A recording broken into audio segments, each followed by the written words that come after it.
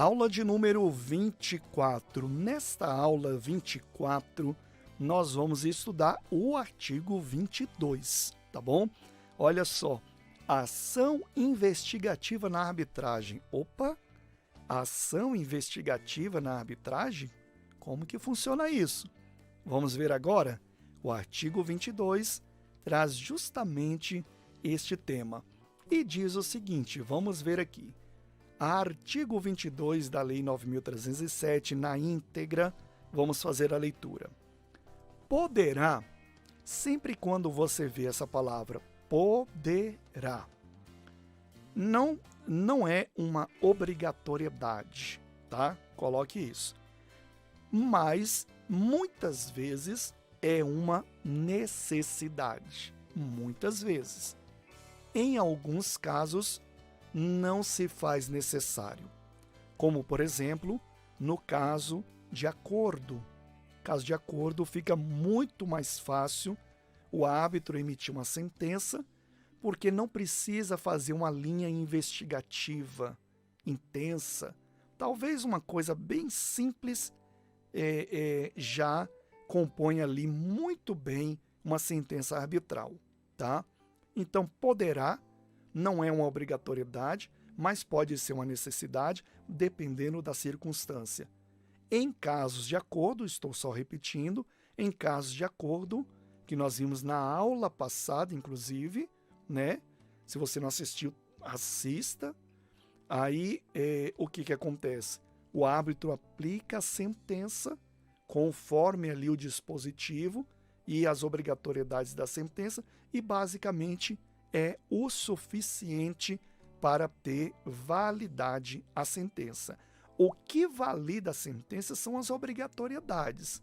O que vai constar depois das obrigatoriedades já são consequências para justificar a sentença, que muitas vezes não precisa ser tão justificado, como eu falei e vou repetir de novo, como no caso de acordos. Ok? Então vamos ver. Poderá o árbitro ou tribunal arbitral tomar o depoimento das partes. Veja que a gente está entrando em algo assim que é uma linha investigativa, que nesses casos o árbitro ou tribunal arbitral é ele quem vai decidir e ele tem que justificar a sua decisão. Por que ele está decidindo o direito, dizendo o direito daquela forma? Então ele tem que justificar, já que ele não está usando as leis, é por equidade, ele vai ter que justificar. Quando ele toma a decisão, só estou sendo repetitivo, peço até desculpas, mas às vezes há uma necessidade para não confundir as coisas.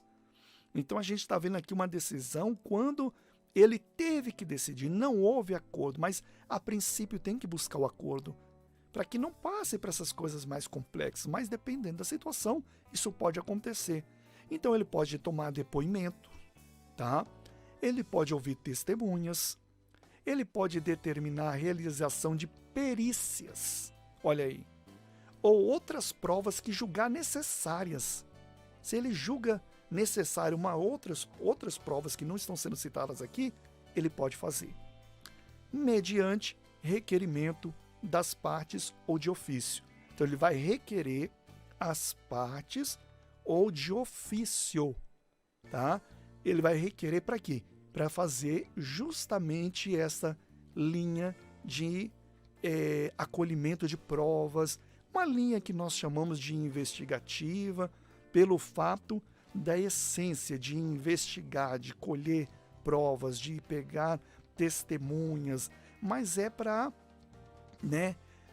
de fato justificar o porquê da decisão dele. E aí nós temos aqui o parágrafo 1º que versa sobre a questão do caput do artigo. O depoimento das partes e da testemunha será tomado em local diante hora previamente comunicados, por escrito. Isso é regra, tá? Poderá é uma coisa que você pode fazer, mas se você for fazer, aí você tem que seguir as regras. Então tem essa diferença também. O depoimento, por exemplo, das partes tem que ser tomado em local, dia e hora, previamente comunicados. Não é de surpresa, tem que comunicar previamente, tá? E por escrito. Olha a regra: comunicação prévia e por escrito. E escrito o quê? Dia, local e horário. Isso é regra. Reduzindo a termo assinado pelo depoente ou seu rogo e pelos árbitros, no caso de arbitragem institucional, que é quando se fala em árbitro. Quando é árbitro único, ele mesmo faz todo o procedimento. E aí a gente segue adiante. Parágrafo 2º, em caso de desatendimento, isso aqui é importante, sem justa causa da convocação para prestar depoimento pessoal, o árbitro ou tribunal arbitral levará em consideração o comportamento da parte faltosa. Então, houve um desatendimento, ou seja, essa pessoa ela burlou a situação ali para se esquivar, né? Aí o que acontece? Isso pode ser levado em consideração, a parte faltosa. Ao proferir a sua sentença, isso é levado em consideração. Ou seja, tudo que você está buscando, conforme nós estamos vendo aqui desde o início, é justificar a sentença. Então, nessa justificação, obviamente que isso vai ser levado em conta. Por quê? Porque houve um desatendimento. Então, isso vai pesar também na decisão do árbitro. Conforme o que ele decidir, isso daí vai pesar bastante, né? E aí a gente segue adiante, no parágrafo 2º ainda, é uma continuação. Se a ausência for de testemunha, nas mesmas circunstâncias, poderá o árbitro ou presidente do tribunal arbitral requerer a autoridade judiciária que conduza a testemunha renitente, comprovando a existência da convenção de arbitragem. Aqui já entra uma questão que nós vamos ver principalmente na aula de carta arbitral, que está para vir já essa aula, principalmente porque aqui nós estamos vendo um acionamento da justiça, do Poder Judiciário, né? Para um requerimento, na verdade, à autoridade judiciária que conduz a testemunha. Então, aí nós já estamos falando de poder coercitivo. Então, este poder o árbitro ele não tem. Ele pode decidir o conflito, mas ele não tem o poder de forçar a decisão. A decisão das partes tem que ser espontânea. Quando isso não acontece, aí entra o procedimento, o requerimento ao Poder Judiciário, que, como eu falei, nós vamos ver mais nas próximas aulas, principalmente na aula de carta arbitral, tá bom? E aí a gente volta para cá e vamos ver o parágrafo 3º e ver por que essa pessoa está correndo. Vamos ver aqui. A revelia da parte não impedirá que seja proferida a sentença arbitral. Ou seja, não adianta escapar. Não adianta se esconder. Não adianta sair correndo. Isso não vai ter impedimento nenhum de ser proferida a sentença arbitral. Mas aí eu volto naquela chamada que eu sempre faço. A arbitragem, na sua essência, principalmente por equidade, principalmente busca pela competência do árbitro a conciliação. Mas é lógico que eu sei que nem todos os processos vai ter condições de ter um acordo entre as partes. Sim, verdade. Por mais que ele seja competente. Isso não significa que ele é incompetente, né? Lógico que pode acontecer. É nesses casos que a gente está vendo aqui que o árbitro ele tem que decidir. Por isso que eu quero chamar você novamente a atenção aqui, para você entender que é esses casos que está sendo falado, tá? É no caso que o árbitro tem que decidir. E a revelia, né? Não adianta pessoas não comparecer, não adianta. Da parte não vai impedir que seja proferida a sentença arbitral.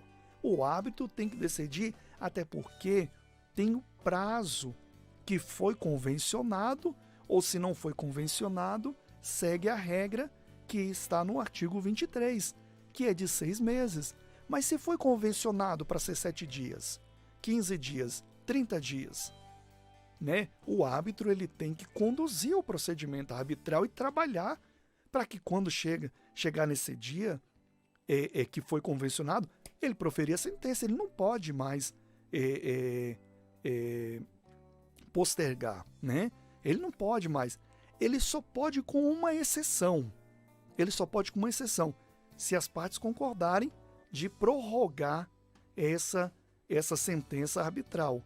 Mas e se as partes não concordarem? E aí, então, ele tem que proferir.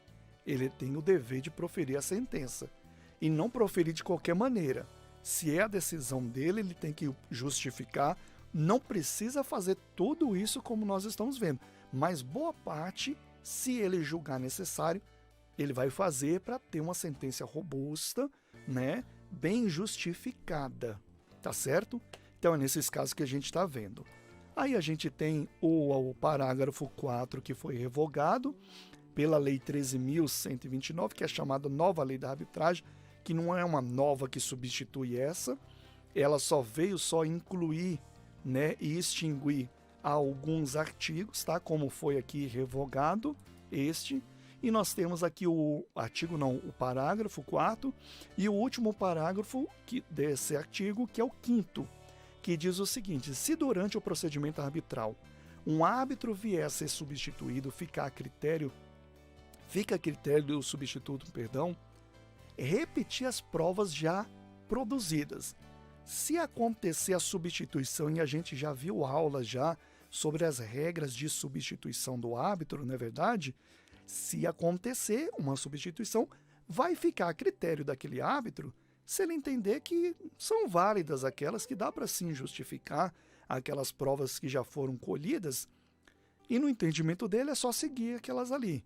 Mas se ele falar que tem que fazer tudo de novo, do modo dele, para que ele entenda e decida conforme o entendimento dele nessa questão que ele decide, que já foi repetido várias vezes, aí ele pode, segundo o parágrafo 5º do artigo do dispositivo que nós estamos estudando.